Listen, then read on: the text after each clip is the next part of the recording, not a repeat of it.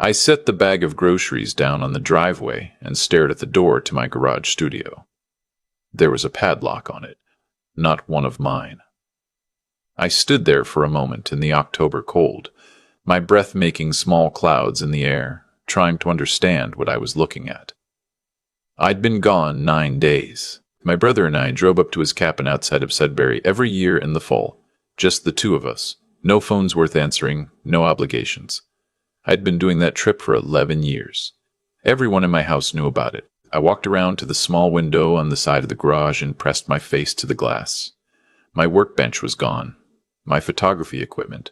The light stands, the backdrop frames, the rolling cabinet where I kept every lens I'd accumulated over 30 years, all of it was gone. In its place, I could make out the dim shape of a white crib against the wall where I used to keep my late wife's rocking chair. The rocking chair wasn't there anymore either. I stood outside in the cold for a long time before I went into the house. Let me tell you how we got here, because I think it matters. My name is Gerald. I'm 63 years old. I live in a 2-story house in Hamilton, Ontario. The same house I bought with my wife Patricia in 1991. Patricia passed away from cancer 6 years ago. We had one son together, our son Daniel, who is now 34 years old and who, along with his wife Melissa, had been living in my home for the past 3.5 years. When Daniel first asked if he and Melissa could move in, I said yes without hesitating. Melissa was between jobs. Daniel's lease had ended, and they'd been having a hard time saving for a down payment. This is not unusual in Ontario. Anyone who's watched housing prices over the last decade understands why a young couple might need help getting their footing. I wasn't going to make my son feel ashamed for needing a hand. We agreed on $500 a month in rent. That covered a fraction of the property tax and utilities, but I wasn't looking to profit from my son. I wanted to help. The agreement was simple. They'd save what they could, and when they were ready to move out on their own, we'd figure out next steps. That was the agreement. What actually happened over the next 3.5 years was something else entirely. The $500 came regularly for the first 4 months.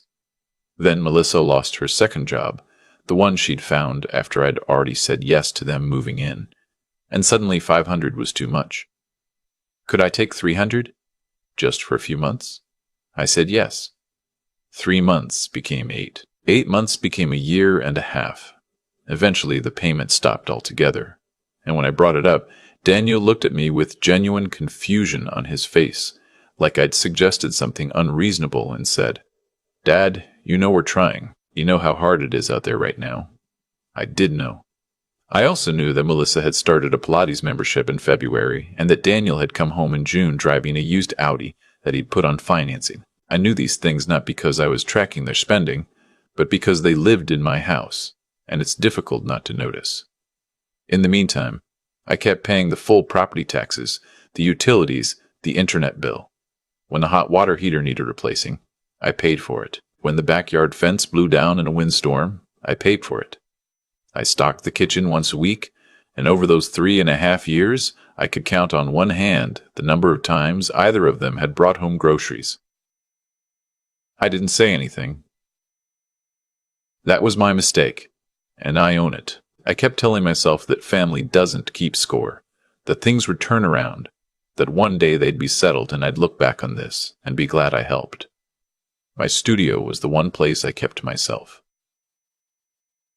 After Patricia died, I had to find somewhere to put everything I was carrying. I'd been an amateur photographer since my 20s, and I started spending more time in the garage, fixing it up, running proper wiring, installing temperature control so my equipment wouldn't be ruined by the cold.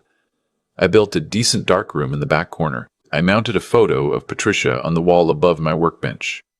One I'd taken myself at Niagara-on-the-Lake the summer before she got sick, her laughing at something off camera. The light catching her the way it only does for a second before it's gone. That studio was mine. That was my understanding, and I thought it was everyone else's too.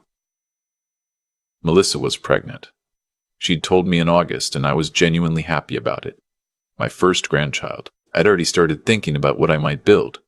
A small toy chest. Something simple and maple because I'd taken up woodworking as a second hobby, and I liked working with my hands. I was happy. I came home from Sudbury to a padlock that wasn't mine and a crib where my workbench used to be. I walked into the house. Daniel and Melissa were sitting in the living room. Melissa looked up and smiled like nothing was unusual. "Hey, how was the cabin?" she said. I looked at her. Then I looked at Daniel.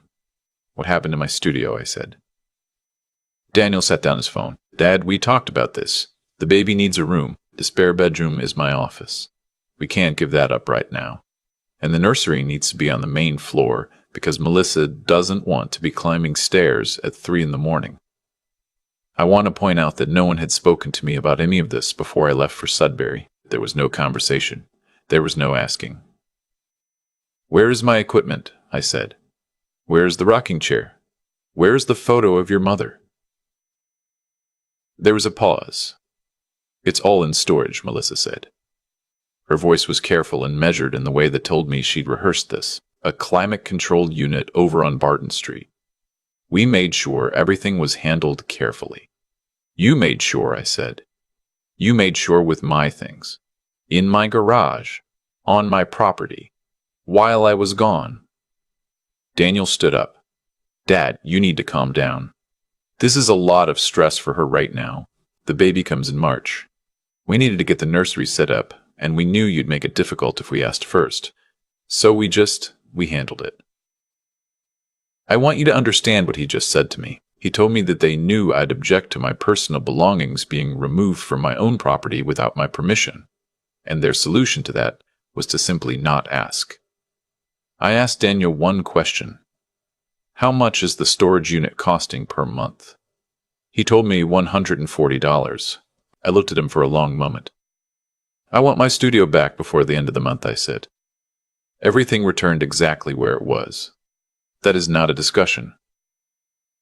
I went upstairs and closed my bedroom door. The next 2 weeks were tense in the way that only a shared household can be tense. Meals at different times. Conversations reduced to logistics. A coldness that everyone pretends isn't there. Melissa would occasionally make pointed comments about stress levels and the effect on the baby. Daniel told me I was being selfish. He told me I wasn't thinking about the bigger picture. The bigger picture. The two of them had lived in my house for 3.5 years. They had paid me a total of somewhere around $5,000 over that entire time, less than 2 months of market rent for a 2-bedroom unit in Hamilton. They had never once bought a week of groceries. They had made no contribution to the household expenses beyond that token amount, and even that had stopped. And the bigger picture, according to my son, was that I should hand over my studio. I told Daniel that if the storage fees were a burden, I was happy to come pick up my own things and bring them back where they belonged. He told me I was missing the point. I told him I understood the point just fine. Then Melissa's father got involved. His name is Robert, and he lives in Mississauga.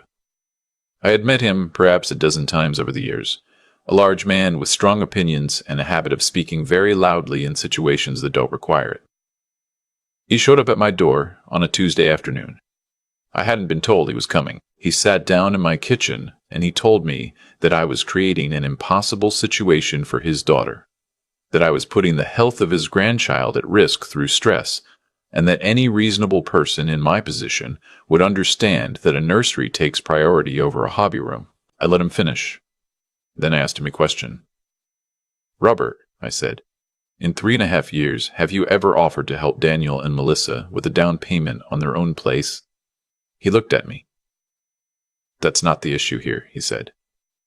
"I think it is," I said, "because if the issue were truly the well-being of your daughter and grandchild, the most direct solution would be for them to have their own home. You drove here from Mississauga to tell me I'm being unreasonable. I'm asking what you've done." He left shortly after that. He was not happy. That same evening, Daniel came to find me in the kitchen. "You humiliated him," he said. I asked him a question. I said, "Dad, I need you to hear me. We are not in a position to move out right now. You know that. And we need that space for the baby. I don't understand why you can't just let this go." I looked at my son for a long time. He was 34 years old. He looked just enough like Patricia around the eyes that it still catches me sometimes. "I need to ask you something," I said, "and I need you to be honest with me." He said, "Okay." Did you go into the lockbox in my bedroom? I watched his face. He looked away first. Let me explain why I asked that. I had started to notice small things over the previous year. A bottle of scotch that emptied faster than I was drinking it. A small amount of cash I kept in my desk that seemed lighter than it should have been. I told myself I was being paranoid. After Robert's visit, I decided to stop telling myself that. I checked the lockbox that night. I had kept a spare savings bond in there, a series I bond my father had purchased for me, worth approximately $2,000. It was gone. I called my brother in Sudbury the next morning and told him what was happening. He told me to call a locksmith and change every lock in the house. He told me to call a lawyer. He was right on both counts, but I wasn't ready yet.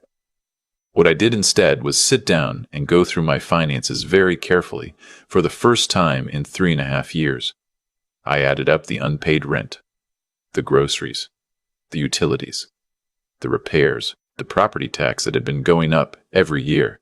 I am not going to give you every line of that accounting, but I will tell you that when I was done, the number was significant.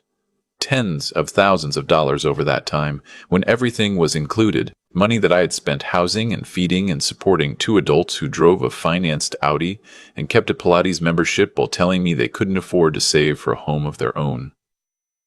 And a savings bond that was no longer in my lockbox. I made an appointment with a lawyer. Her name was Catherine, and she was efficient and clear. She told me that because Daniel and Melissa had no formal lease, I could issue a notice to end tenancy under Ontario's Residential Tenancy Act, specifically a Form N12 for landlord's own use, requiring 60 days' notice. She told me that, given the absence of a lease and the circumstances, I had a clean path. I told her about the savings bond. She told me that was a separate matter, and that I should contact the police. I contacted the police. What followed was several weeks that I am not going to describe in great detail, because they were genuinely painful in ways I hadn't expected. Confronting your own child in your own kitchen with 2 officers present is not an experience I would recommend.